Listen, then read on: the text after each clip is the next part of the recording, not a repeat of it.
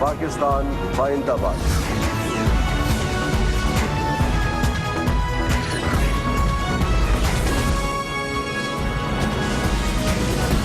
آپ دیکھ رہے ہیں خبروں، تبصروں اور تجزیات پر مبنی پاکستان کا سب سے معتبر نیوز شو دنیا، کامران خان کے ساتھ۔ ملک میں مجموعی طور پر ٹیررزم کے حوالے سے صورتحال میں بہت بہتری ہوئی ہے۔ دہشت گردی کا ماحول ایسا نہیں ہے جیسا اب سے چند سال قبل ہوا کرتا تھا، لیکن ایک بار پھر اگر دہشت گردی کی خبریں آتی ہیں تو اس کا مرکز صوبہ خیبر پختونخوا ہوتا ہے اور اس کا ضلع مردان اور اس سے منسلکہ 4 سدہ کا وہ علاقے ہے جو دہشت گردی کا مسلسل شکار ہوتے نظر آ رہے ہیں۔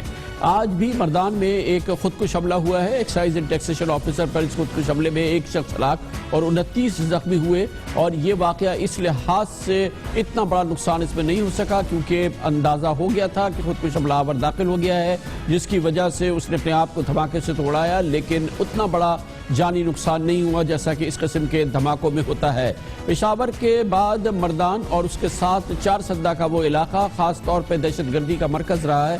آپریشن ضرب عزم میں بڑی کامیابی کے باوجود حالیہ مہینوں میں ہم نے دیکھا ہے کہ 4 سدہ میں بڑا واقعہ ہوا جس میں کہ باچا خان یونیورسٹی کو نشانہ بنایا گیا، اور آج یہ مردان کا ایک واقعہ ہوا۔ پچھلے مہینے بھی 16 تاریخ کو پشاور کے سنہری روڈ پہ مردان سے آنے والی سرکاری ملازمین کی ایک بس پر دھماکہ ہوا تھا جس میں 15 افراد جاں بحق ہوئے تھے، اور گزشتہ سال بھی ایک بڑا حملہ دسمبر میں ہوا تھا مردان میں۔ نادرا کے دفتر پر خودکش حملے میں 22 افراد جاں بحق ہوئے تھے۔ اس سے قبل بھی 2014 کو کوہاٹ روڈ پر حملہ ہوا تھا جس میں دھماکے میں 7 افراد جاں بحق ہوئے تھے۔ اس سے پہلے متعدد واقعات ہو چکے ہیں مردان میں، خاص طور پہ وہ خودکش حملے جن کا نشانہ سابق وزیر داخلہ جناب آفتاب احمد خان شیرپا رہے ہیں، وہ مردان میں مسلسل ہوتے رہے ہیں، اور 3 حملے اب تک ہو چکے ہیں جناب آفتاب احمد خان شیرپا پر خودکش حملے۔ آج کا مردان میں ہونے والا خودکش حملہ پاکستان میں دہشت گردی کے ماحول میں بہتر ہونے کے بعد کے حوالے سے یہ ایک واقعی ایک ایسا حملہ ہے جس پر لوگوں کی نگاہیں اٹھتی ہیں کیونکہ ماحول مجموعی طور پر بہتر ہے۔ پاکستان تحریک انصاف کی یہاں حکومت ہے۔ پاکستان تحریک انصاف کے سربراہ جناب عمران خان نے آج کے دھماکے کے بعد اس کی ذمہ داری افغانستان کے حالات پر ڈالی، اور انہوں نے کہا جب تک افغانستان میں مکمل طور پہ امن نہیں ہوگا، صوبہ خیبر پختونخوا میں مکمل امن نہیں ہو سکتا، دہشت گردی کے واقعات ہوتے رہیں گے۔ جب تک افغانستان میں سٹیبلٹی نہیں آتی، پوری طرح پختونخوا میں سٹیبلٹی نہیں آ سکتی، کیونکہ بارڈر ہے افغانستان سے، اور گرمیوں میں تو آپ کو پتہ ہے کہ انہوں نے فیصلہ کیا ہوا طالبان نے سپرنگ اوفینسو کا، تو اس لیے ہم کیونکہ پختونخوا جڑا ہوا افغانستان کے ساتھ اور قبائلی علاقے کے اندر یہ سارا جو اس وقت ابھی بھی ایکشن تو ہو رہا ہے، تو جب تک یہ سیٹل نہیں ہوتا پختونخوا میں ہمیں اپنی سیکیورٹی کو اور بہتر کرنا پڑے گا، پولیس کو اور بہتر کرنا پڑے گا، لیکن اور کوشش کر رہے ہیں، لیکن یہ ابھی تھوڑا بھی ہمارے عشق امتحان اور بھی ہیں۔ عشق امتحان جاری ہیں، اور آج کے حملے کے حوالے سے کیا وجوہات ہیں اور مردان کیوں بدستور دہشت گردوں کے نشانے پر ہے، یہ بات کرنے کے لیے مردان جائیں گے جہاں پر موجود ہے محمد طاہر جو مردان پولیس کے سربراہ ہیں، ریجنل پولیس آفیسر ہیں۔ بہت بہت شکریہ۔ کیوں مردان طاہر صاحب مسلسل نشانہ بنتا ہے، کیوں یہ ایزی ٹارگٹ ہے دہشت گردوں کا؟ اس کا میں اس طرح جواب دینا چاہوں گا کہ پشاور، مردان، 4 سدہ یہ جو ہے تو یہ پختونخوا صوبے کے بڑے ضلع آبادی کے لحاظ سے بھی، اور they are basically the heartland of this province.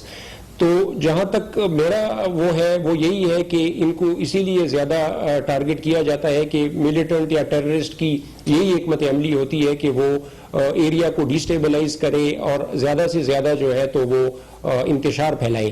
تو اس لحاظ سے being the second biggest district population wise that could be a likely reason why Peshawar, Mardan and 4 سدہ آر بینگ ٹارگیٹڈ۔ لیکن اس کا مطلب یہ ہے کہ یہاں ٹینٹیکلز موجود ہیں نا، جو کالعدم تنظیمیں ہیں، جو دہشت گرد تنظیمیں ہیں، ان کے سلیپر سیلز یا ان کے ٹھکانے مردان شہر میں موجود ہیں جبھی یہاں پہ مسلسل کارروائیاں ہو رہی ہیں۔ جو پشاور، 4 سدہ، مردان یہ سارے جو ہیں تو یہ ٹرائبل ایریا سے بھی بڑی کلوز پروگزیمیٹی پہ ہیں، اور یہی وجہ ہے کہ جہاں بھی آپ ملٹیپل جورسڈکشنز دیکھتے ہیں، ایون اگر ہم خیبر ایجنسی، مومند ایجنسی، ان علاقوں کی بھی بات کریں تو وہاں سے افغانستان بھی کافی قریب پڑ جاتا ہے.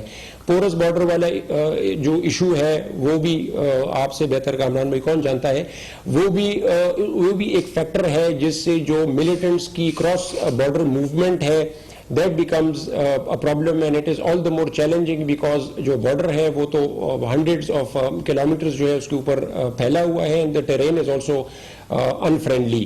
تو سیٹلڈ ایریا کے اندر اس طرح کی کوئی سینکچوریز تو بالکل بھی نہیں ہے, اور اس کے اوپر ریگولر بیسس پہ پولیس بھی, آرمی بھی, باقی بھی جو لا انفورسمنٹ ایجنسیز ہیں ان کی کوآرڈینیٹڈ سرچ اینڈ اسٹرائک آپریشنز بھی ہوتی ہیں, اور اس کے علاوہ جو انٹیلیجنس بیسڈ آپریشنز بھی ہیں تو وہ بھی ریگولرلی ہو رہی ہیں. اور مردان میں بھی آپ کو پتہ ہی ہوگا کہ پچھلے تقریباً 10-15 دنوں میں بھی کافی ایفیکٹو کام جو ہے وہ اس کے اوپر ہوا ہے, جس میں ماشاءاللہ پروگریس بھی ہوئی ہے کافی. بہت شکریہ محمد طاہر, ہمیں مردان کی صورتحال بتا رہے تھے. جیسے کہ محمد طاہر نے کہا کہ افغانستان کی صورتحال کا براہ راست تعلق ہے, کیونکہ مردان, چارسدہ وغیرہ دور نہیں ہے سرحد سے اور افغانستان کے بارڈر کے قریب واقع ہیں, اور افغانستان میں جب صورتحال خراب ہوتی ہے اس کے اثرات پاکستان کے قبائلی علاقوں میں اور پاکستان کے صوبہ خیبر پختونخوا کے ان بڑے شہروں میں ہوتے ہیں. افغانستان میں آج بڑا اہم دن تھا. طالبان نے اعلان کیا ہے کہ وہ موسم بہار کے آغاز پر عمری آپریشن کا آغاز کر رہے ہیں. مولا عمر کے نام پر عمری آپریشن کی ابتدا ہے, اور آج افغان دارالحکومت کابل میں اس کی سب سے اہم خفیہ ایجنسی NDS کا دفتر دہل گیا, کیونکہ اس کے فوراً باہر ایک بڑا خودکش حملہ ہوا آج صبح کابل میں. اس حملے میں 29 افراد ہلاک ہوئے اور 300 سے زائد زخمی ہوئے ہیں. افغانستان کی انٹیلیجنس ایجنسی کے بعد باہر یہ ہونے والا حملہ, کابل کے دارالحکومت میں ہونے والا حملہ, افغانستان میں حالیہ ہونے والے جو واقعات ہیں اس کے لحاظ سے یہ سب سے سنگین اور سب سے اہم کارروائی ہے. اس سے قبل ایک ہفتے پہلے کی بات ہے کہ جب جلال آباد میں زیر تربیت فوجیوں کی بس پر طالبان نے خودکش حملہ کیا تھا, جس میں 12 افراد ہلاک ہوئے تھے اور درجنوں زخمی ہوئے تھے. یہ پوری صورتحال بتا رہی ہے کہ افغانستان کی جو کیفیت ہے اور افغانستان میں جو طالبان دباؤ ہے وہ مسلسل بڑھ رہا ہے. آج کے حملے کے بعد افغانستان کی حکومت کے چیف ایگزیکٹو عبداللہ جو اگلے ماہ کے ابتدا میں پاکستان کا دورہ کرنے والے تھے, 2 روزہ دورہ, انہوں نے بلا وجہ بتائے اس دورے کو منسوخ کر دیا ہے. لیتے ہیں خبر سے بریک اور اس کے بعد ذکر کرتے ہیں کراچی کا, اور کراچی کی اب تک صورتحال کا ذکر ہمارے اس پروگرام میں آپ مسلسل دیکھتے رہتے ہیں. آج ذکر ہوگا کراچی کی ٹوٹی پھوٹی خطرناک ترین سڑکوں کا, ابتر سڑکوں کا صورتحال, جس کا ذکر اس پروگرام میں کئی بار آپ نے سنا ہے. آج سید قائم علی شاہ نے کراچی والوں سے دعویٰ کیا کہ وہ ان سڑکوں کی مرمت کرا رہے ہیں, مگر یہ نہیں انہوں نے بتایا کہ آخر وہ میٹرو بس کہاں چلی گئی. اورنج لائن, بلو لائن اور گرین لائن تو بن رہی ہے وزیر اعظم کے کہنے پہ, لیکن کراچی میں میٹرو بس کے جو حکومت سندھ کی ذمہ داریاں تھیں اور جو اعلانات تھے وہ کہاں زائل ہو گئی, ہم پوچھیں گے ایک چھوٹے سے وقفے کے بعد.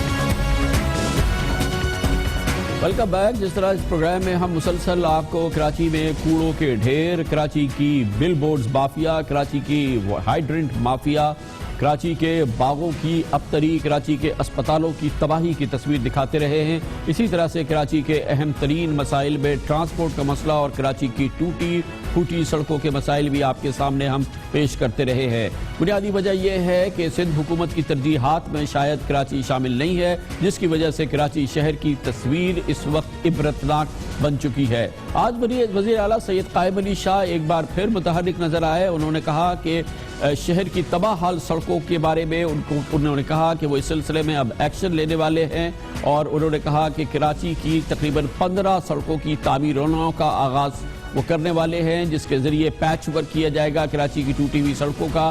یہ بات انہوں نے آج کراچی میں ایئرپورٹ سے قائد آباد تک نیشنل ہائی وے کی تعمیر نو کا افتتاح کرتے ہوئے کہی, اور انہوں نے کہا کہ یہ کام فوری طور پہ شروع کیا جائے گا. جو روڈ بن رہا ہے یہ 5 کلومیٹر روڈ ہے, اور انشاءاللہ 1 سال کے اندر یہ پورا ہوگا. پہلے بھی جو ٹائم لائن ہم دے چکے ہیں KMC کے انجینئرز کو, وہ انہوں نے ٹائم لائن پوری کیا ہے. اس کے ساتھ ساتھ ہم کوئی مختلف 14 روڈ ریپیئر کر رہے ہیں. اب روڈز بننے کی بات سید قائم علی شاہ وزیر اعلیٰ نے آج وعدہ کیا ہے کہ یہ 14 روڈز کی پیچ ورک بھی شروع کیا جائے گا اور ایک 5 میل کی ایک روڈ بن رہی ہے جو کہ ایئرپورٹ سے قائد آباد تک جائے گی. وزیر اعلیٰ نے نہیں بتایا کہ قائد آباد سے آگے جو نیشنل ہائی وے کا حصہ ہے جو کہ تباہی کی ایک تصویر نظر آتی ہے, کسی آثار قدیمہ کا نمونہ نظر آتی ہے, وہ ہائی وے اس کو کیسے اور کب ٹھیک کیا جائے گا. اس وقت کراچی میں ٹرانسپورٹ کا مسئلہ بھی انتہائی سنگین ہے. جائکا جاپانی ادارہ ہے, اس کے سروے کے مطابق کراچی میں اس وقت پبلک ٹرانسپورٹ کی اتنی قلت ہے کہ 50 شہریوں کے لیے بھی ایک سیٹ بھی پبلک ٹرانسپورٹ کی اویلیبل نہیں ہے, جبکہ یہ صورتحال دوسرے بڑے شہروں میں خاص طور پہ بمبئی وغیرہ میں 12 افراد پر ایک ٹرانسپورٹ کی سیٹ اویلیبل ہے. کراچی کی صورتحال اس سے 5 گنا خراب نظر آتی ہے. کراچی کی ٹرانسپورٹ کی حوالے سے وزیر اعظم نے بہرحال ایک قابل تحسین قدم اٹھایا تھا جب 26 فروری کو انہوں نے کراچی کی گرین لائن کا افتتاح کر دیا تھا اور اس کے ساتھ ہی اس پر بھرپور طریقے سے کام بھی شروع ہو گیا ہے. اس موقع پہ وزیر اعلیٰ سید قائم علی شاہ نے دعویٰ کیا تھا کہ جو وفاقی حکومت نے میٹرو لائن بنانے کا فیصلہ کیا تھا اور اس پہ کام کا آغاز ہو گیا ہے, مگر دوسرے کوریڈورز پہ جس کی ذمہ داری صوبائی حکومت کی ہے اس پر بروقت کام مکمل کیا جائے گا, بھرپور طریقے سے کام مکمل کیا جائے گا. یہ بہرحال سید قائم علی شاہ صاحب کا وعدہ تھا. بلو لائن ہے, ریڈ لائن ہے, آرنج لائن ہے جو جس کا ذکر بھی کیا. آرنج لائن تو انشاءاللہ جناب وزیر اعظم صاحب ہم شروع کر رہے ہیں جلدی, اور آپ کے اس گرین لائن سے آ کے ملے گا جیسے کہ پلان ہے, اور انشاءاللہ اس کو پورے منصوبے کو جو کم از کم 6 مختلف لائنز ہیں یہ ہم اس 2-2.5 سال کے اندر پورا کریں گے. یہ تھے سید قائم علی شاہ. کراچی کی سڑکوں کے حوالے سے, ٹرانسپورٹ کے حوالے سے یہ تمام وعدے, اس کی پیش رفت کیا ہے یہ ہم پوچھتے ہیں. اس کے لیے ہمارے ساتھ موجود ہیں صوبائی وزیر بلدیات جناب جام خان شورو. بہت بہت شکریہ شورو صاحب. پہلے تو یہ فرما دیجئے گا کہ کراچی کی سڑکوں کی جو تباہ کن صورتحال ہے, ظاہر ہے کہ آپ بھی اس شہر میں رہتے ہیں, آپ نے دیکھا ہے. آج چیف منسٹر صاحب نے کہا ہے کہ 15 روڈز کی پیچ ورک شروع کر رہے ہیں اور ایئرپورٹ سے قائد آباد تک کی جو یہ روڈ ہے اس کو دوبارہ یہ بنائی جا رہی ہے. آپ کو پتہ ہے کہ اصل مسئلہ جو ہے قائد آباد سے آگے کا مسئلہ تو بہت ہی زیادہ سنگین ہے, پاکستان اسٹیل تک اور اس سے آگے تک جو روڈ ہے. یہ اوورآل جو روڈز کی سچویشن ہے جو اس وقت تباہ کن تصویر ہے, اس میں کب تک بہتری نظر آئے گی اور اس کے لیے کتنے ٹھوس منصوبے ہیں اور یہ صرف وعدے نہیں ہیں؟ مہربانی کامران بھائی, آپ نے مجھے لیا. کراچی شہر پاکستان پیپلز پارٹی کی گورنمنٹ کی ٹاپ پرائرٹی رہی ہے. صرف اس سال کی بجٹ میں 49 بلین روپیز کراچی شہر کے لیے رکھے گئے ہیں جو کراچی شہر کے منصوبوں کے اوپر خرچ ہو رہے ہیں. اس وقت جو آج سی ایم صاحب نے جن روڈوں کا افتتاح کیا ہے, حقیقت میں یہ ایک روڈ کا افتتاح کیا ہے, باقی جو 13 روڈز ہیں میں نے سی ایم صاحب کو ریکویسٹ کی ہے, ان کے اوپر کام ہمارا چل رہا ہے, آپ مہربانی کر کے ان کا افتتاح کریں. اور وہ جو 14 مین روڈز ہیں ان کے ورک آرڈر ایشو ہو گئے ہیں اور وہ ایگزیکیوشن کی سٹیج کے اوپر ہیں.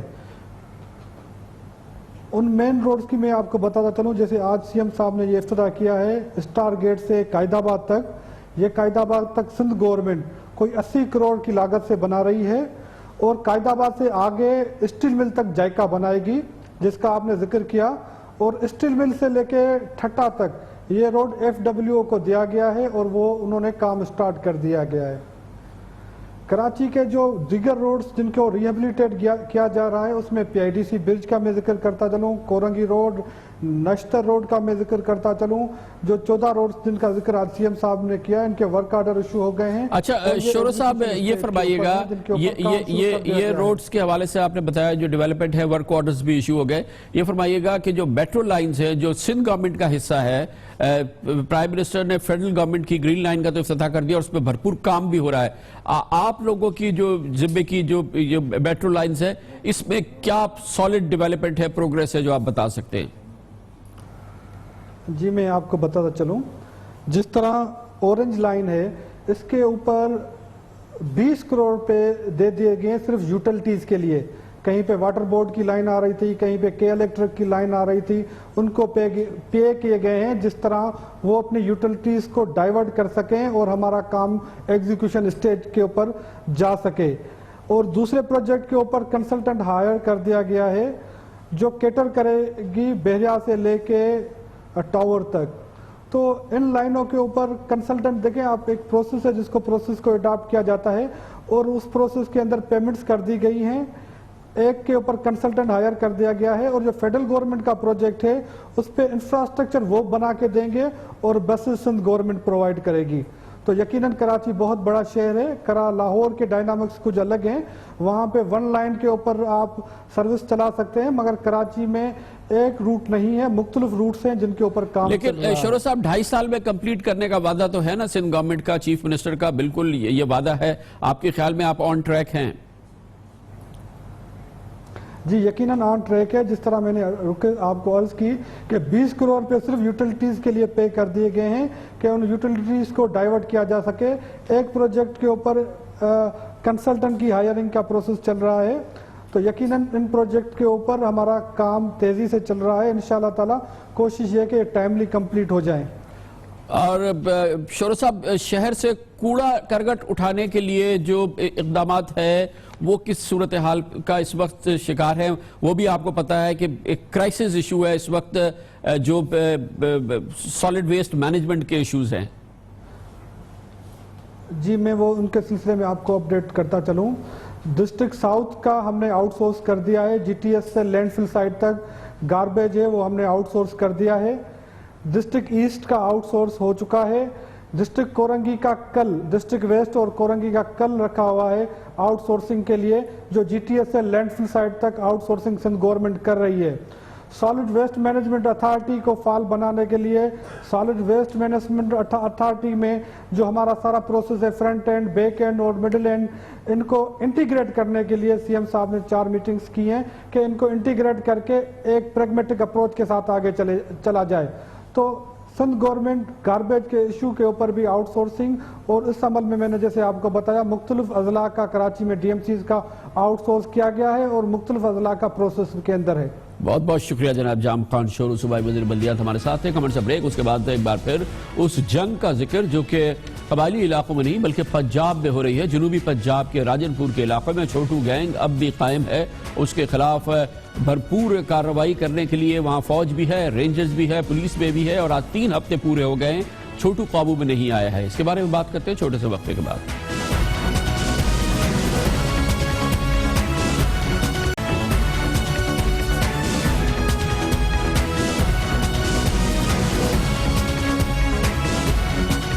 یہ معاملہ وزیرستان کا نہیں ہے، خیبر پختونخوا کے قبائلی علاقوں کا نہیں ہے یا قبائلی علاقوں کا نہیں ہے، یہ معاملہ پنجاب کا ہے۔ جنوبی پنجاب کے ضلع راجن پور میں رسول بکھرانی عرف چھوٹو کے خلاف، چھوٹو گینگ کے خلاف آپریشن آج 22ویں روز میں داخل ہو چکا ہے۔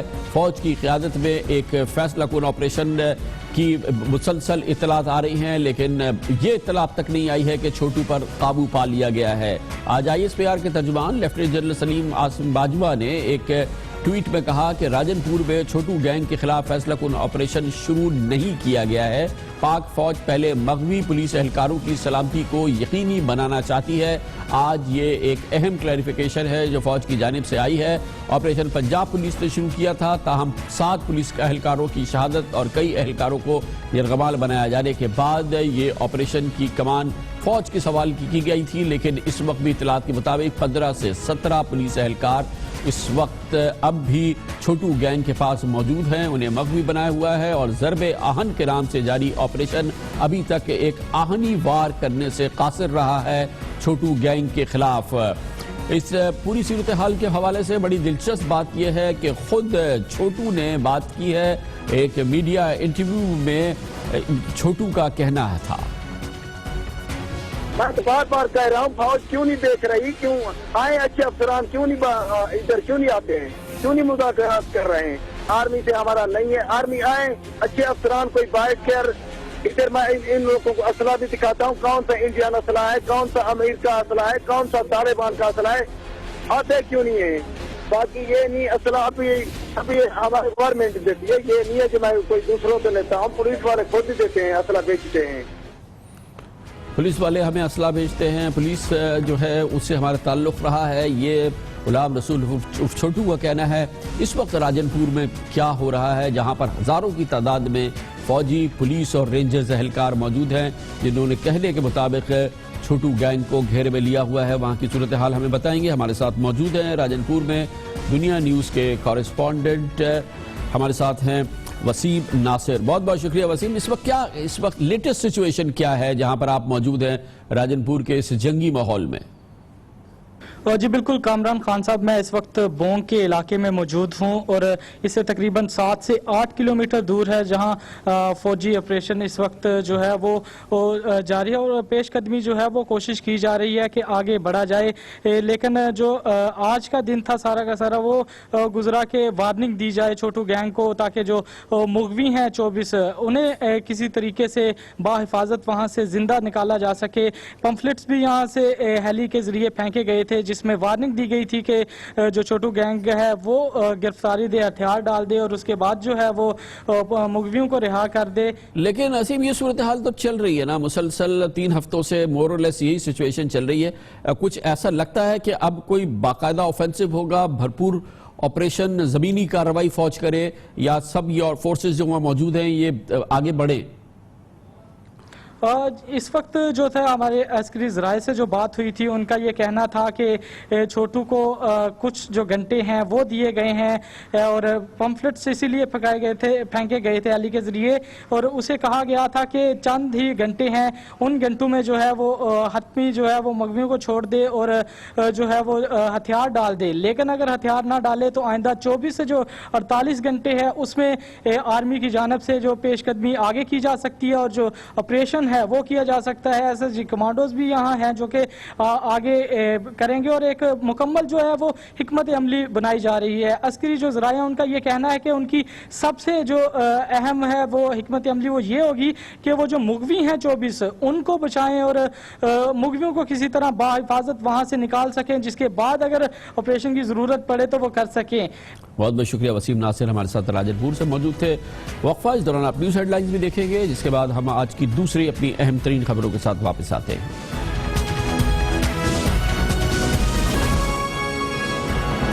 آپ دیکھ رہے ہیں خبروں، تبصروں اور تجزیات پر مبنی پاکستان کا سب سے معتبر نیوز شو دنیا، کامران خان کے ساتھ. تقریباً 2 ہفتوں سے زائدہ کا عرصہ ہو چکا ہے پاکستان میں اگر موضوع اول ہے اور سب سے اہم بات ہو رہی ہے تو وہ پاناما لیکس کے حوالے سے ہے. اور اس کی سب سے بڑی اہمیت یہ ہے کہ پاناما لیکس جس میں دنیا بھر کے ان لوگوں کے نام سامنے آئے ہیں جنہوں نے اپنی دولت کو یا اپنے اثاثوں کو خفیہ رکھنے کے لیے آف شور کمپنیز کا سہارا لیا. وہاں پر بہت سارے سینکڑوں پاکستانیوں میں نام سامنے آیا وزیر اعظم جناب نواز شریف کے اہل خانہ کا. پاکستان کی دوسری بڑی سیاسی قوتوں میں پاکستان پیپلز پارٹی سے منسلک اہم شخصیات کا نام بھی اس آف شور کمپنی کے حوالے سے سامنے آیا. اور اس کے علاوہ ایک اور اہم سیاسی خانوادے کا ذکر، سیف اللہ خاندان کا ذکر اس پاناما لیکس کے ذریعے سامنے آیا. اس خاندان کی 35 آف شور کمپنیز سامنے آئی ہیں. لیکن فوکس بہرحال ہر صورت میں جس میں پیپلز پارٹی بھی شامل ہے وہ ہے وزیر اعظم جناب نواز شریف کے اہل خانہ. اس وقت کرپشن کے خلاف ایک بار پھر پاکستانیوں کے ذہنوں میں ایک تحریک سی بپا ہو رہی ہے.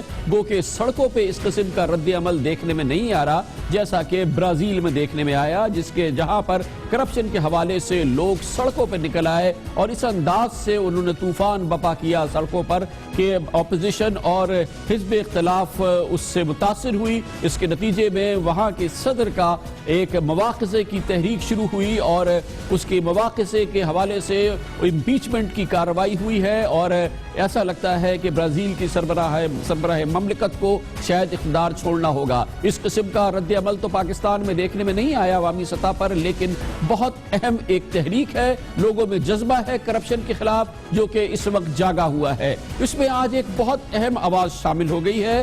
Chief of army staff general Raheel Sharif نے آج ایک بہت اہم بیان دیا ہے آج کی اس صورتحال کے حوالے سے، پاناما لیکس کے پس منظر کے حوالے سے اور پاکستان کی اہم ترین شخصیات کے، خاص طور پہ ان شخصیات کے جو قوم کی قسمت کے مالک ہے، اس کے حوالے سے جو ذکر سامنے آیا ہے پاناما لیکس میں. اس حوالے سے چیف آف آرمی اسٹاف کا یہ بیان انتہائی اہم ہے جو انہوں نے آج کوہاٹ کے سنگل ریجیمنٹل سینٹر میں خطاب کرتے ہوئے کہا.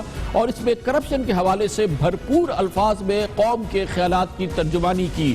جنرل راحیل شریف نے تقریب سے خطاب کرتے ہوئے کہا کہ کرپشن کی لعنت کو جڑ سے اکھاڑ پھینکنے کے لیے پائیدار، جب تک یہ کام نہیں کیا جا سکتا اس وقت تک پائیدار امن اور استحکام پاکستان میں نہیں آ سکتا۔ انہوں نے کرپشن کے خاتمے کو جوڑا پاکستان کی سلامتی، یکجہتی اور خوشحالی کے لیے، اور انہوں نے کہا کہ کرپشن کے حوالے سے بلا امتیاز احتساب ضروری ہے۔ اکراس دا بورڈ اکاؤنٹیبلٹی کی بات کی چیف آف آرمی اسٹاف نے۔ کرپشن کے حوالے سے اس اہم پس منظر میں جو ہم آج دیکھ رہی ہے، اس لیے اس بیان کی بہت اہمیت ہے۔ اس کے ساتھ ہی انہوں نے یہ بھی کہا کہ افواج پاکستان اس سمت میں کسی بھی بامعنی اقدام کی مکمل حمایت کرے گی، یعنی کہ کرپشن کو جڑ سے خاتمے کے لیے اس وقت جس قسم کے مطالبات کیے جا رہے ہیں کہ ایک بھرپور قومی کمیشن بنے جو ان الزامات کی تحقیقات کرے۔ آج پاک فوج کی حمایت کا اعلان کیا ہے، باشگاف اعلان کیا ہے chief of army staff general Raheel Sharif نے، جن کا ہمیشہ سے کہنا ہے کہ دہشت گردی کے خلاف جنگ قوم کی مکمل حمایت سے لڑی جا سکتی ہے۔ یہ مکمل حمایت بہت ضروری ہے۔ اس سے قبل 1 جنوری کو بھی بلوچستان میں انہوں نے اپنے دورے میں کرپشن اور دہشت گردی کے گٹھ جوڑ کو ختم کرنے کی بات کی تھی۔ مسلسل جنرل راحیل شریف کہتے رہے ہیں کہ کرپشن کا اور دہشت گردی کا گٹھ جوڑ ہے۔ انہوں نے کہا تھا جنوری میں کہ 2016 دہشت گردی کے خاتمے اور قومی یکجہتی کا سال ہوگا۔ جرائم، کرپشن اور دہشت گردی کا گٹھ جوڑ ختم کر دیں گے۔ یہ عزم تھا چیف آف آرمی اسٹاف کا کہ کرپشن، جرائم اور اس کا دہشت گردی کا گٹھ جوڑ ہے، اس کو ہر صورت میں ختم کیا جائے گا اور اس کے لیے کسی بھی قربانی سے دریغ نہیں کیا جائے گا۔ Chief of army staff general Raheel Sharif نے پچھلے سال 10 نومبر کو بھی ایک بہت اہم بیان دیا تھا اور یہ کور کمانڈرز کانفرنس کے ذریعے سامنے آیا تھا، جس میں انہوں نے کہا تھا کہ دہشت گردی کو خاتمے کے لیے، پائیدار امن کے لیے طویل المدت اقدامات کرنے ہوں گے، جس کے لیے گڈ گورننس کی ضرورت ہے، اور جو اس وقت لگن دہشت گردی کے خلاف جنگ کے میدان میں نظر آ رہی ہے، ویسی ہی لگن گورننس کو بہتر بنانے کے لیے ضروری ہے۔ چیف کور کمانڈرز کانفرنس کا یہ جو بیان آیا تھا، اس کا برا بھی بنایا تھا حکومت وقت نے، اور آج جو بیان سامنے آیا ہے اس کی ٹائمنگ بہت اہمیت ہے، اس کی بہت ہی کلیدی اہمیت ہے۔ اس وقت چیف آف آرمی اسٹاف کا یہ کہنا کہ بلا امتیاز احتساب ہونا چاہیے، کرپشن کو جڑ سے خاتمے کے لیے فوری اقدامات ہونے چاہیے، اور اس سلسلے میں جو بھی اقدامات ہوں گے، کرپشن کو خاتمے کے لیے اگر وہ اقدامات ہوں گے، فوج اس کی مکمل طور پہ حمایت کرے گی، اس کے ساتھ کھڑی رہے گی۔ آج چیف آف آرمی اسٹاف کا جیسے یہ بیان سامنے آیا، ظاہر ہے کہ کھلبلی سی مچی ہے، میڈیا میں اس کی مسلسل زبردست قسم کی تشہیر جیسے کہ ایکسپیکٹڈ تھی ہوئی ہے۔ حکومتی حلقوں میں بھی ایسا لگا کہ کنفیوژن رہا ہے۔ ابتدائی طور پہ فوری طور پہ جیسے یہ بیان آیا تو رد عمل سامنے آیا وفاقی وزیر دفاع جناب خواجہ محمد آصف کا، اور انہوں نے مجموعی طور پر اس کو سنبھالنے کی کوشش کی۔ انہوں نے کہا کہ کوئی ایسی غلط بات نہیں کری، کوئی مناسب بات کی ہے، وہ بالکل صحیح بات ہے۔ ایسا لگا کہ حکومت اس کو سنبھالنے کی کوشش کر رہی ہے اور بھرپور طریقے سے اس بیان کی حمایت کر رہی ہے، جیسے کہ جناب خواجہ محمد آصف نے کہا، مگر یہ صورتحال بہت زیادہ دیر چلی نہیں۔ خواجہ آصف کا بنایا ہوا ماحول بہت تیزی سے وہ بدلا ہے۔ پہلے آپ خواجہ آصف کا پہلا ابتدائی حکومتی رد عمل دیکھ لیں۔ کرپشن جو ہے وہ ایک وبا کے طور پہ ہمارے جو جسم کو جو ہے چمٹ چکی ہے۔ سارے پاکستان میں ہر ادارے میں کوئی ادارہ جو ہے اس سے مبرہ نہیں ہے یا والاتر نہیں ہے، تو یہ ایک جنگ ہے۔ اور انہوں نے بڑی اچھی بات کی ہے کہ جو کرپشن جو ہے وہ تمام انلیگل ایکٹیویٹیز کو پھر فنڈ بھی کرتی ہے۔ جس طرح دہشت گردی کو وہ انلیگل پیسوں سے فنڈ کیا جا رہا ہے، کوئی حلال کے پیسوں سے تو فنڈ نہیں کیا جا رہا، کوئی ڈرگ منی ہے یا بتے کا پیسہ ہے یا کوئی اور پیسہ ہے یا کوئی ہندوستان سے پیسہ آتا ہے، جس طرح یہ بندہ پکڑا گیا تھا۔ تو یہ سارے معاملات جو ہیں ان کی ضرور انویسٹیگیشن ہونی چاہیے۔ جنرل راحیل نے بالکل ٹھیک بات کہی ہے۔ جنرل راحیل نے بالکل صحیح بات کی ہے۔ یہ ابتدائی رد عمل تھا وزیر دفاع جناب خواجہ محمد آصف کا۔ پھر لگا کہ حکومت نے کچھ سوچا، کچھ سمجھا، کچھ اس کی ٹائمنگ کو جانچا، کچھ بیک گراؤنڈ کو دیکھا، کچھ آج کے حالات کو دیکھا، اور جس مشکلات کا شکار ہے وزیر اعظم اس کو دیکھا، اور اس میں فوج کی حمایت کرپشن کے خاتمے کے لیے اور بلا امتیاز احتساب کی بات کرنا۔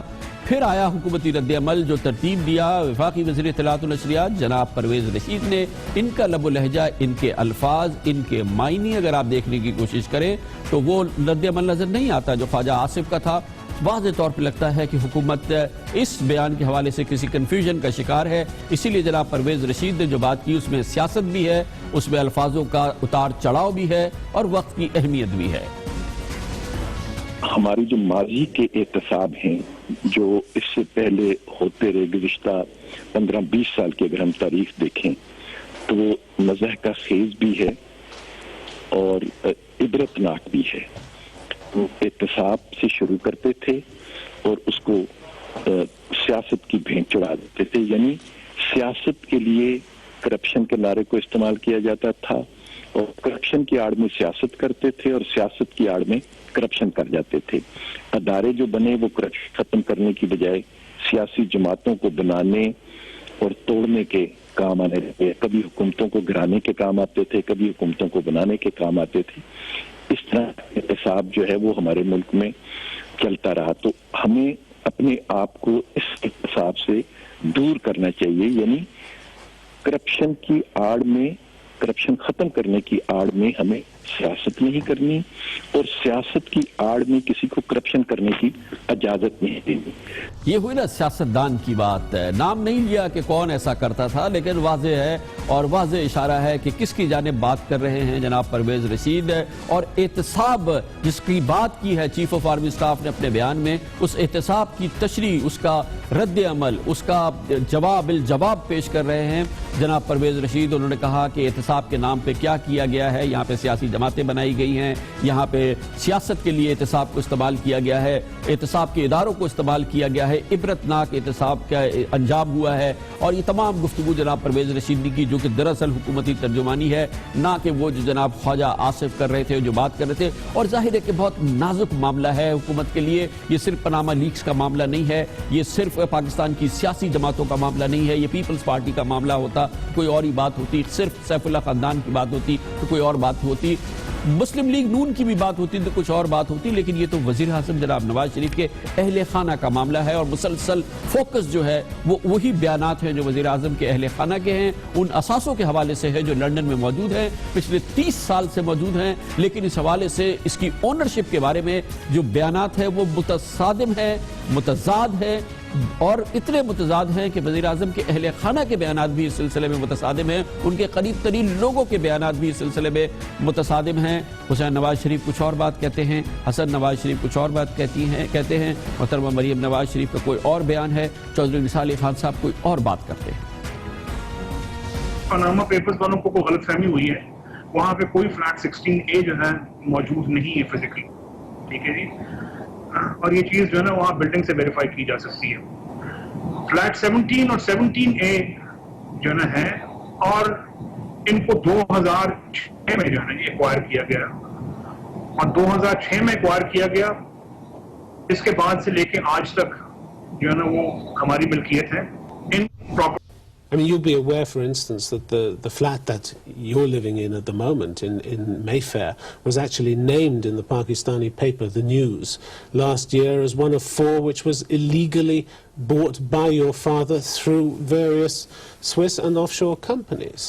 Well, these are things which, you know, comes up every time there is a crisis in Pakistan. These are not new. Why don't people who are actually blaming us for that go to the courts and prove it? Do you know who owns the flat?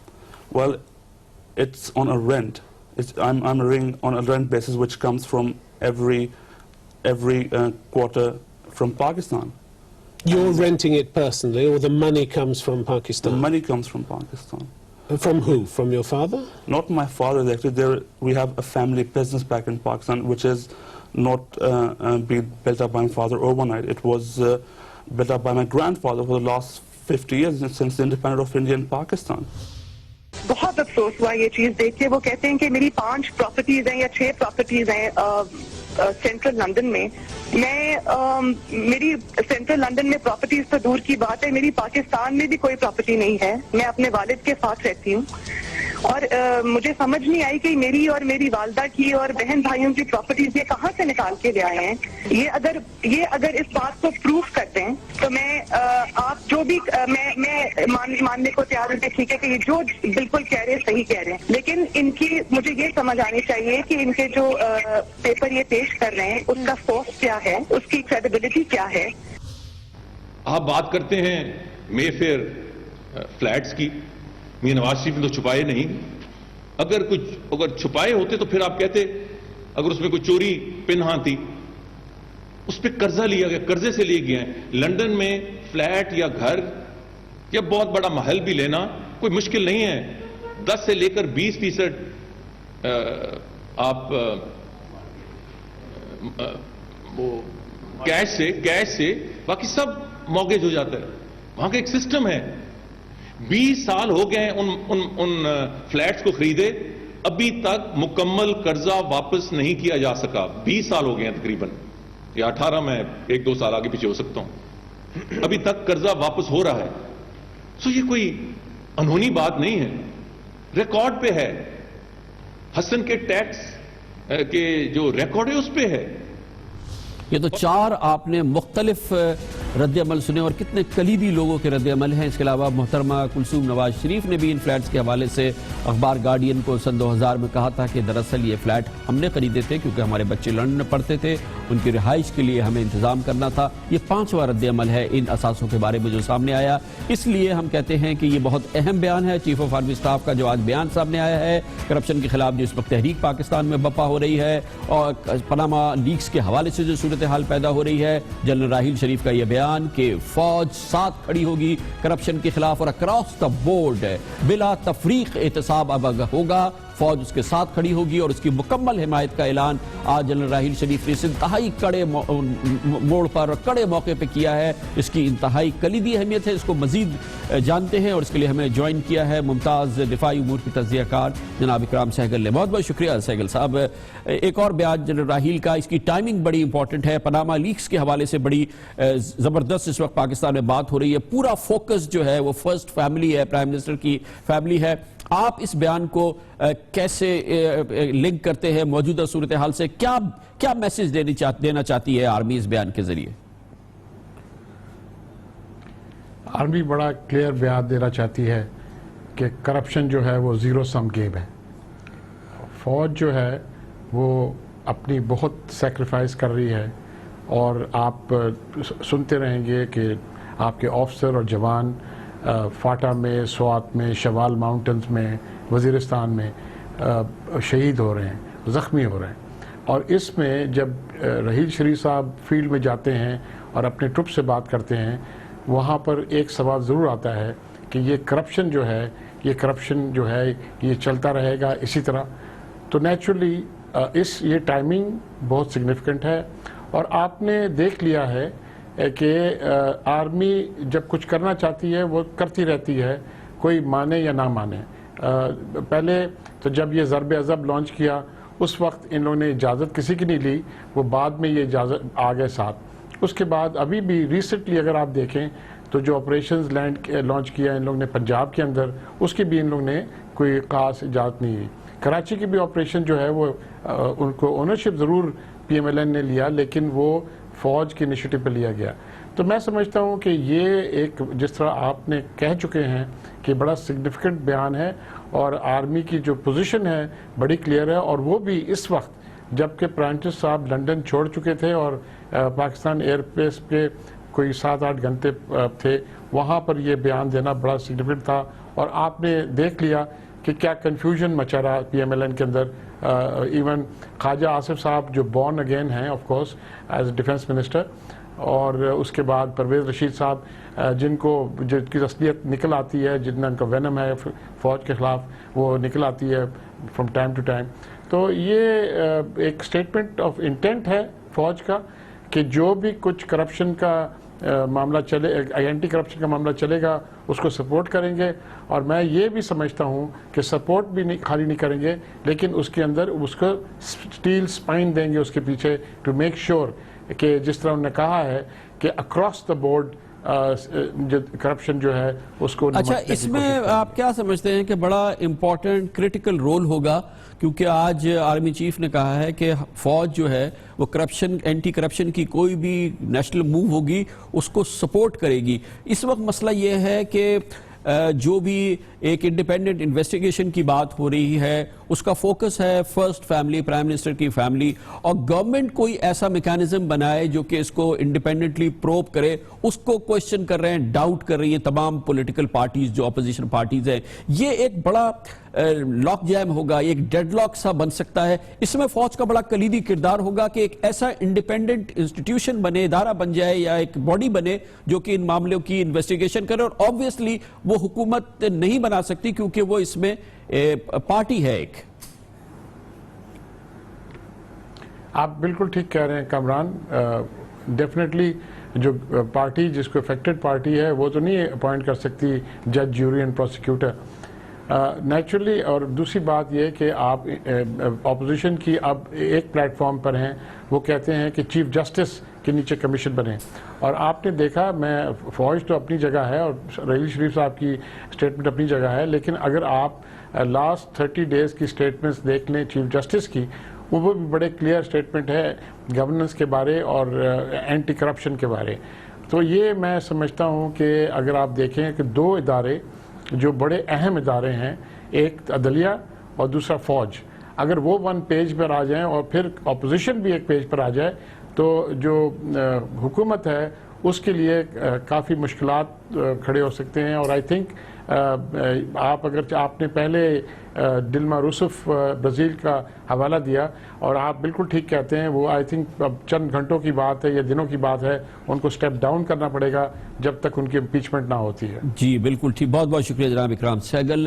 عوامی دباؤ courts کا، یعنی supreme court of Pakistan, اگر اس موضوع پر عوام اور فوج ایک جگہ پہ کھڑے ہوں تو فیصلہ وہی ہوگا جو یہ تین بڑی قوتیں کریں گی، اور اس کے لیے بہت اہم موقع ہے. وزیر اعظم جناب نواز شریف وطن واپس آ چکے ہیں. اب سے تھوڑی دیر قبل وہ اسلام آباد میں لینڈ کیے. کل کا دن انتہائی اہم دن ہوگا اور کل وہ میدان سنبھالیں گے، کمان سنبھالیں گے اس پوری جنگ کی جو کہ اس وقت جاری ہے. حکومت کے لیے شدید دباؤ کا معاملہ ہے اور چیف آف آرمی اسٹاف نے، آرمی نے کہا ہے کہ بلا امتیاز احتساب ہونا چاہیے. یاد رہے کہ اس میں پاکستان کی صرف پاکستان مسلم لیگ نون نہیں، نواز شریف صاحب کے خاندان کا ذکر نہیں ہے، ضرور اس پہ فوکس ہے، لیکن اس میں پیپلز پارٹی کی بہت اہم شخصیتوں کے حوالے سے آف شور کمپنی کا ذکر ہے، سیف اللہ خاندان کی آف شور کمپنیز کا ذکر ہے جن کے ٹینٹیکلز، جن کے طالبان تمام بڑی سیاسی جماعتوں کے اندر موجود ہیں. تو یہ بہت اہم اور کلیدی معاملہ ہے.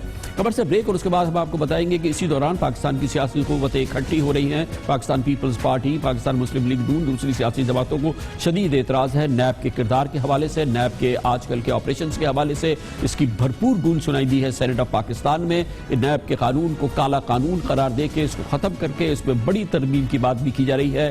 یہ بہت اہم نازک موڑ ہے جس وقت انسداد رشوت ستانی کے اس ادارے کے خلاف، وفاقی اداروں کے خلاف ایک بڑا طوفان کھڑا ہوا ہے پارلیمنٹ میں. اس کی بات کرتے ہیں چھوٹے سے وقفے کے بعد.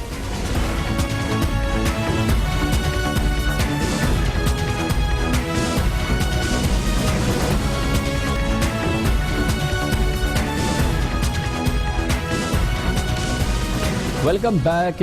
کرپشن کے خلاف اس ماحول میں جس میں آج آواز سے آواز ملائی، قوم کی آواز سے، chief of army staff general Raheel Sharif نے اور کہا کہ فوج ہر اس ایفرٹ کے ساتھ کھڑی ہوگی، اس کاوش کے ساتھ کھڑی ہوگی جس کا مقصد بلا امتیاز احتساب کرنا ہو. یہ پورا پس منظر پاناما لیکس کے حوالے سے سامنے آیا ہے.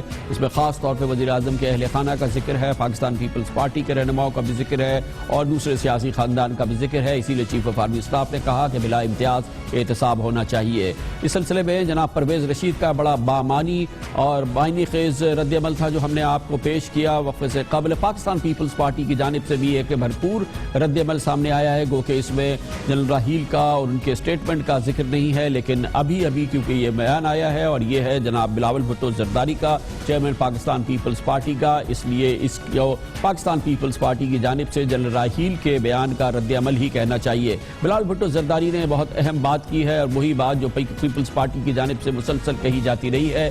جواب جنرل راحیل شریف کو پیپلز پارٹی کا لگتا ہے یہی ہے کہ مقدس گائے کے نظریے نے احتساب کے عمل کو ہمیشہ نقصان پہنچایا ہے. مستقبل میں شفاف اور مؤثر احتساب کے لیے کسی کو مقدس گائے نہیں سمجھنا چاہیے. یہ بات بار بار پیپلز پارٹی کے پلیٹ فارم سے کہی جاتی ہے اور اس میں کہا جاتا ہے کہ جب احتساب کی بات ہو تو آرمی کا، ملٹری کے لوگوں کا اور عدلیہ کے بھی احتساب کی بات ہونی چاہیے. یہ نئی بات نہیں ہے، پیپلز پارٹی مسلسل یہ پوزیشن رکھتی ہے. آج بھی یہ بات کہی گئی ہے، اس کی ٹائمنگ بہت اہم ہے. اسی لیے بلاول بھٹو زرداری نے یہ بات بھی بہت اہمیت کی اپنے آج کے بیان میں کہی ہے کہ نیب، FIA وغیرہ وہ ادارے جو ازداد رشوت ستانی کے لیے بنائے گئے تھے، اینٹی کرپشن کے ادارے بنائے گئے تھے، ان کی موجودگی کے باوجود کرپشن جاری ہے.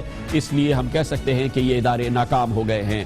بلاول بھٹو زرداری صاحب نے یہ بھی کہا ہے کہ پاناما لیکس کے حوالے سے جو صورتحال سامنے آئی ہے اس لیے پوری دنیا کو اس نے ہلا دیا ہے. پاکستان کے حوالے سے بات اہم ہے، لیکن انہوں نے کہا کہ اس کے لیے نئی نسل کو آگے آنا ہوگا اور نئی نسل کو ایک ایسا نظام بنانا ہوگا جس میں کرپشن کرنا پاسبل نہ ہو. پاناما لیکس میں نواز شریف خاندان اس حوالے سے جو تحریک ہے اس کا ذکر جناب بلاول بھٹو زرداری کے اس بیان میں موجود نہیں ہے، لیکن کل ایک اہم دن تھا اور آج بھی نیب کے حوالے سے سینٹ آف پاکستان میں گفتگو جاری ہے. نیب کے کردار کے حوالے سے پاکستان پیپلز پارٹی نے ایک بار پھر بڑی سخت پوزیشن لی ہے. نیب کے قانون کو کالا قانون قرار دیا ہے، نیب کی کارروائیوں کو سیاسی قرار دیا ہے اور نیب کے کا جو قانون کا استعمال ہے، نیب جس طرح سے استعمال ہو رہی ہے اسے امتیازی قرار دیا ہے. پاکستان مسلم لیگ نون بھی نیب سے بہت زیادہ خوش نہیں رہی ہے. پاکستان مسلم لیگ نون کے اہم رہنما مسلسل نیب کے بارے میں اہم ترین اور سخت ترین آبزرویشن دے چکے ہیں، جن میں خود وزیر اعظم جناب نواز شریف شامل ہیں، جو کہتے ہیں کہ نیب کی وجہ سے نیب شریف لوگوں کے گھر میں گھس جاتی ہے اور ان کو خاص طور پر نشانہ بنایا جاتا ہے. یہ وزیر اعظم پاکستان کی جانب سے بیان آئے ہیں.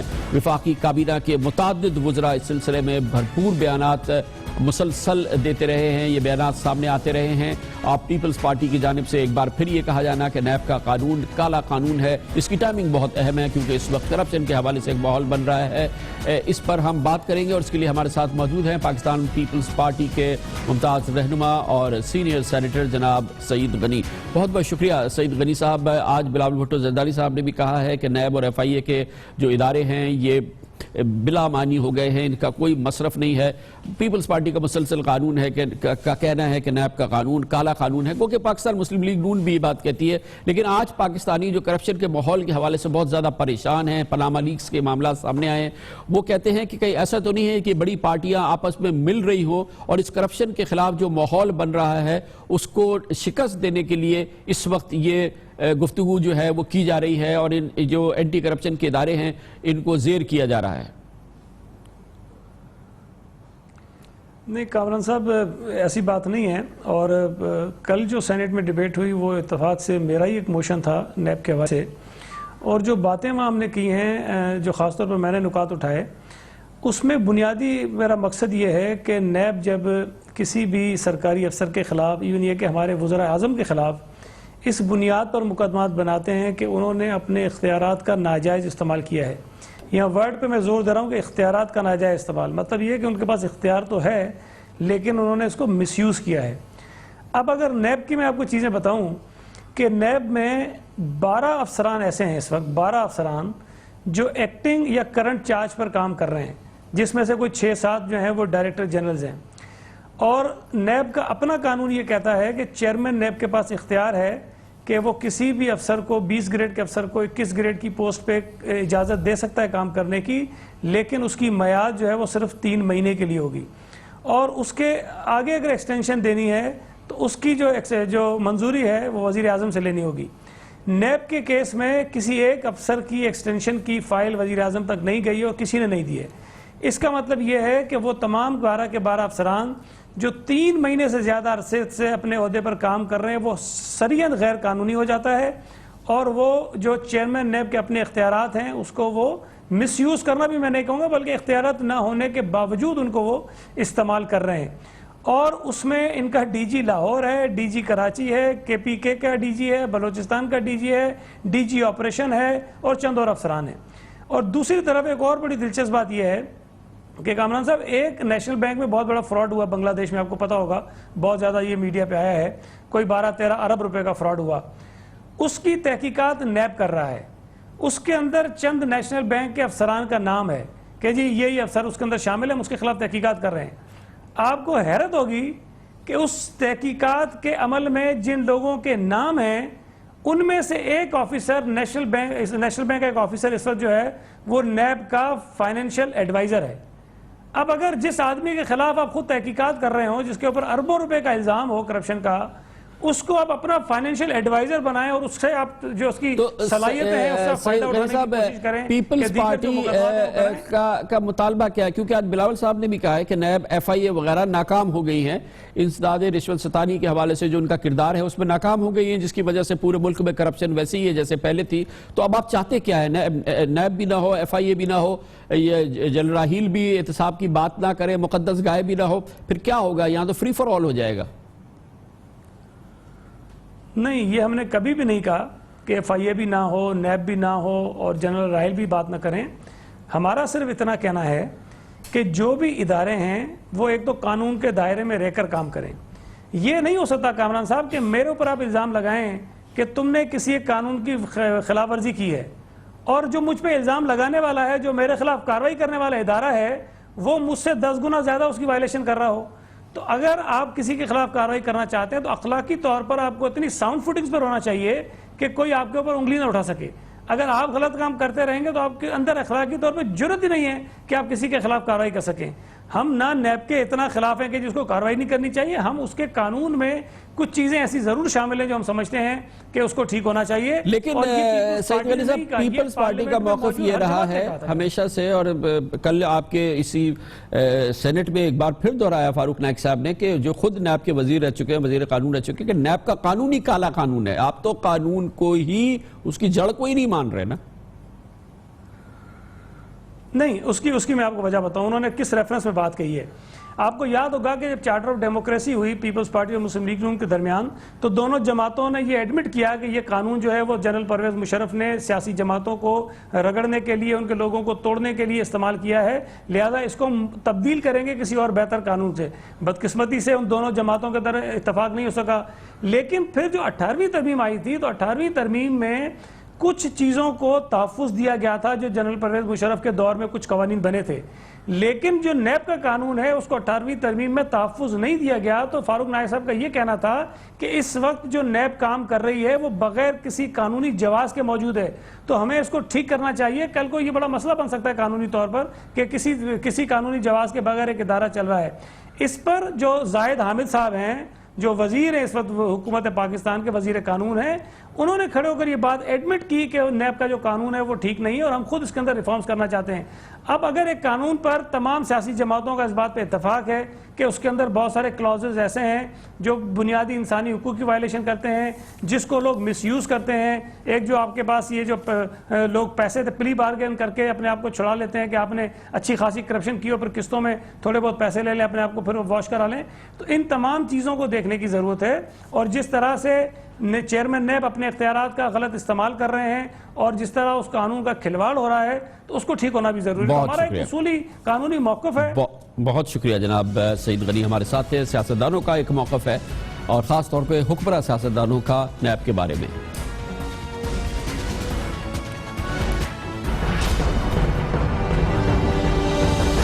نیب کو اپنا کام زیادہ ذمہ داری کے ساتھ کرنا چاہیے. چیئرمین نیب کی نوٹس میں یہ بات پہلے بھی لا چکا ہوں، آئندہ اور بھی لاؤں. جس کونے میں تھکی ہوئی ہے یہ نیب کو بھی یہ اختیار نہیں دیا جا سکتا کہ وہ صرف لوگوں کی پگڑی اٹھالتا ہے. جو ادارہ پورے ملک کا احتساب کر رہا ہے اس ادارے کا احتساب کون کرے؟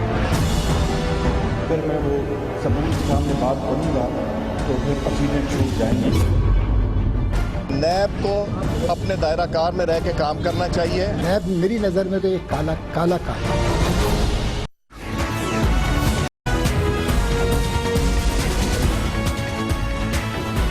اس حصے میں ہم ذکر کریں گے اس مطالبے کا جو کہ سید مصطفیٰ کمال پاکستان زمین پارٹی کی جانب سے بار بار سامنے آ رہا ہے کہ ایم کیو ایم کے را سے تعلقات کے حوالے سے جتنے ثبوت و شواہد سامنے آئے ہیں ایم کیو ایم پر پابندی لگنا چاہیے. اس حصے میں ہم دیکھیں گے کہ آئینی اور قانونی راستہ کیا ہے کسی سیاسی جماعت پر پابندی لگانے کا، اور اس سلسلے میں جو اب تک پاکستان کی تاریخ میں ایکسپیرینس ہوئے ہیں وہ ہمیں کیا راہ دکھاتے ہیں. لیکن اس سے پہلے ایک ضروری اور امپورٹنٹ کلیریفیکیشن ہے. اب اس سے پچھلے حصے میں سیگمنٹ میں ہم نیب کے کردار کے حوالے سے، پاکستان میں کرپشن کے ماحول کے حوالے سے بات کر رہے تھے. ہمارے ساتھ پاکستان پیپلز پارٹی کے رہنما سینیٹر سعید غنی موجود تھے. انہوں نے اپنے اس انٹرویو میں ایک حصے میں انہوں نے فرمایا کہ جو بنگلہ دیش میں ایک بڑا کرپشن ہوا ہے نیشنل بینک میں، اس میں جو لوگ مطلوب ہیں، جن کی تحقیقات مطلوب ہے، ان میں سے ایک شخص اب بھی نیب میں ملازم ہے، نیب کا فائنینشیل ایڈوائزر ہے. انہوں نے یہ بات کہی ہے، لیکن ابھی ہمیں نیب کے ایک انتہائی اہم ذریعے نے اسی دوران پیغام بھیجا ہے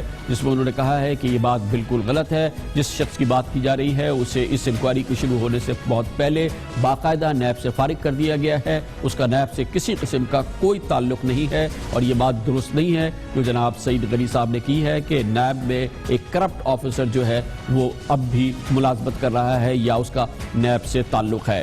اس وقت کا اہم موضوع یہ ہے کہ پاکستان کی سیاسی جماعت متحدہ قومی موومنٹ پر پابندی لگائی جائے، اور اس سلسلے میں سب سے اہم مطالبہ سامنے آ رہا ہے سید مصطفیٰ کمال کا. اس کی بڑی بنیادی وجوہات یہ ہے کہ ایم کیو ایم کے رو کے حوالے سے کئی ایسے ثبوت سامنے آئے ہیں، کئی ایسے شواہد سامنے آئے ہیں اور تواتر سے سامنے آ رہے ہیں پچھلے چند ہفتوں کے دوران، جو شاید اس سے پہلے سامنے نہیں آئے. گو کہ ایم کیو ایم پر رو کے تعلق کے حوالے سے اور دوسرے سنگین الزامات کے حوالے سے الزامات پچھلے 27 سال سے لگ رہے ہیں، لیکن حالیہ مہینے سلسلے میں بہت اہم ہیں. سید مصطفیٰ کمال اس میں سب سے زیادہ بااثر کردار ادا کر رہے ہیں. پاکستان کی کسی اور سیاسی جماعت نے فی الحال ایم کیو ایم پر پابندی کا مطالبہ نہیں کیا ہے. پاک سرزمین پارٹی نے یہ مطالبہ کیا ہے. آج بھی سید مصطفیٰ کمال نے اپنا یہ مطالبہ دہرایا. اس طرح کی پارٹیز کو بین ہونا کا ایجنٹ بنانے کی اجازت نہیں ہونی چاہیے.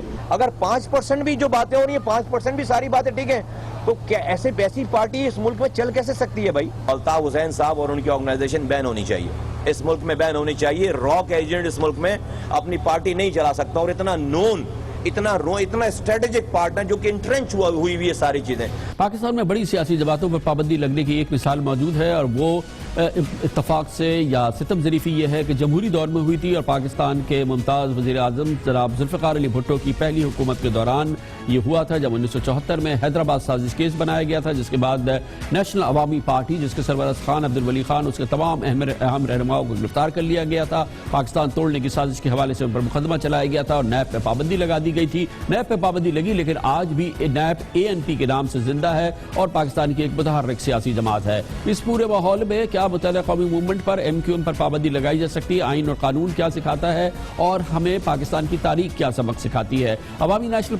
نیشنل عوامی پارٹی کے مقدمے میں بھی براہ راست شریک تھے، وکیل تھے اور پاکستان کے نامور دانشور ہیں جناب عابد حسن منٹو، ممتاز نامور ماہر قانون ہمارے ساتھ لاہور سے موجود ہے. بہت بہت شکریہ منٹو صاحب.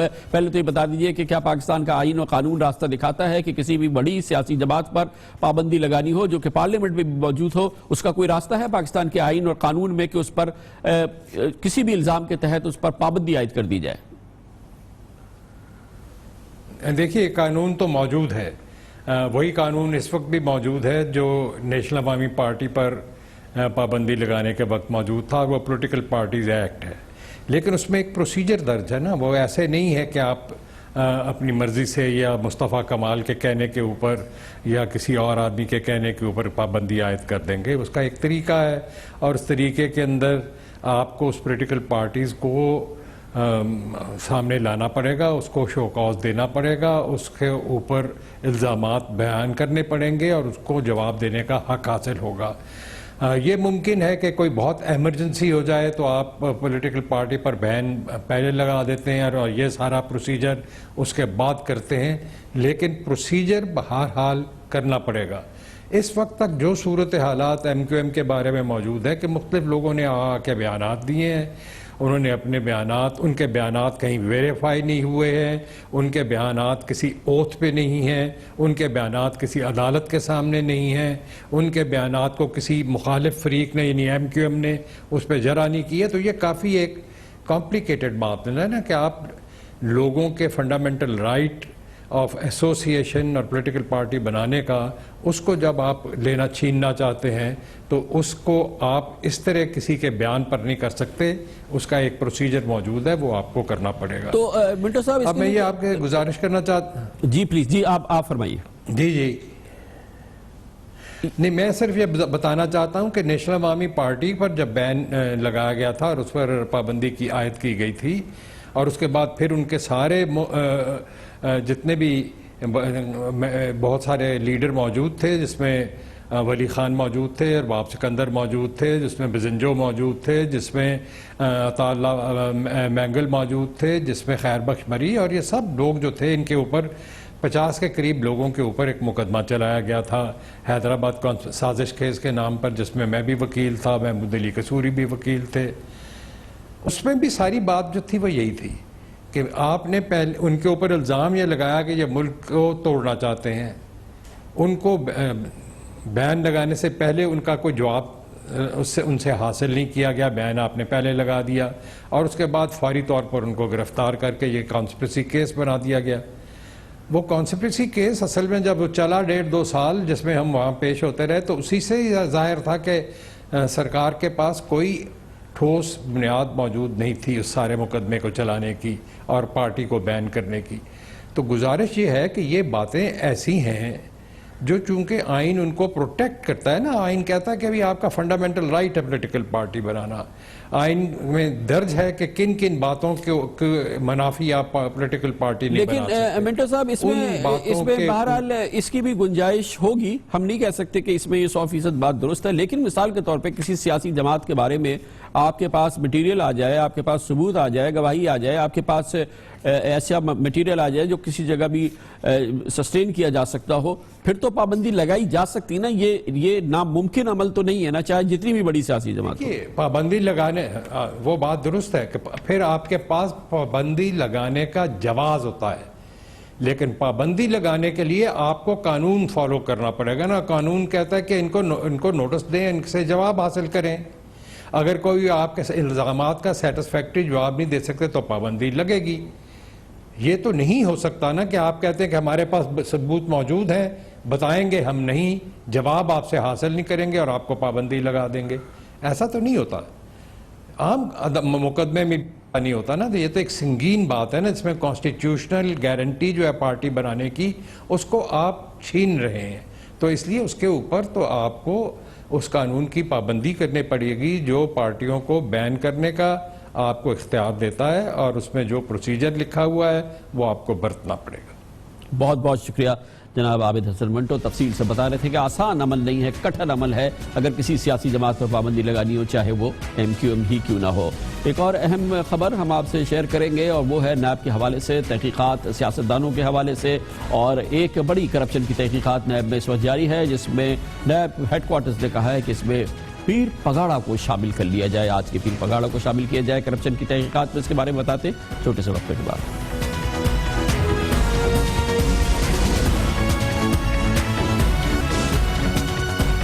نیب کے حکم پر اگر عمل درآمد ہوا، نیب ہیڈ کوارٹرز نے نیب کراچی کو حکم دیا ہے کہ 24 سال پہلے حیدرآباد اور گھوٹکی کے 133 ایکڑ زمین قواعد کے خلاف الاٹ کرنے کے مقدمے میں اس وقت کے وزیر یوٹیلائزیشن اور آج کے پیر پگاڑا جناب پیر سبقت اللہ شاہ راشدی کو فوری طور پر انکوائری میں شامل کیا جائے اور ان سے کو انٹیروگیٹ کیا جائے. یہ بہت اہم معاملہ تھا 1992 کا، جب یہ زمین جس کی کل مالیت اس وقت تقریباً 14 لاکھ تھی وہ الاٹ کر دی گئی ہے. آج اس کی اراضی کی قیمت تقریباً 3.5 ارب روپے ہے. قواعد کی خلاف ورزی کی گئی اور اس میں کرپشن دیکھی گئی ہے. نیب فی الحال اس مقدمے کی تحقیقات کر رہی ہے. یہ ایک الگ بات ہے کہ 24 سال پرانا معاملہ ہے، لیکن اس کا فوکس پیر صاحب پگاڑا ہے. ظاہر ہے کہ پاکستان کی سیاستدانوں میں یہ ایک انتہائی اہم شخصیت کا نام ہے. آپ نے سیاستدانوں کے رد عمل نیب کے بارے میں سنے، یہ ایک اور اہم معاملہ ہے. اس کی مزید تفصیل حاصل کرتے ہیں، اس کے لیے ہمیں جوائن کیا ہے ہمارے نمائندے خصوصی اختیار کھوکر نے. بہت بہت شکریہ اختیار کھوکر صاحب.